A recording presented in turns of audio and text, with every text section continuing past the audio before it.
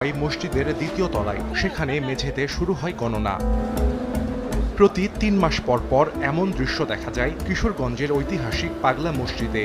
এর ধারাবাহিকতায় এবার ৪ মাস ১০ দিনের ব্যবধানে আবারও খোলা হয় মসজিদের সকল দান সিন্দুক। শনিবার সকাল ৭:৩০টায় মসজিদের বিভিন্ন স্থানে রাখা ৯টি দান সিন্দুক ও একটি দান বাক্স থেকে শুরু হয় টাকা সংগ্রহ। এ সময় উপস্থিত ছিলেন জেলা প্রশাসক, পুলিশ সুপার সহ প্রশাসনের ঊর্ধ্বতন কর্মকর্তারা।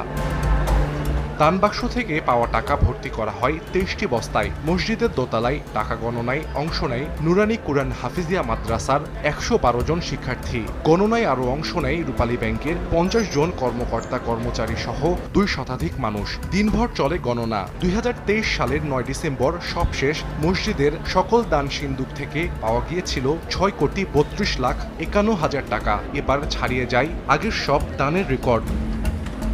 দানের টাকা ব্যাংকে রাখা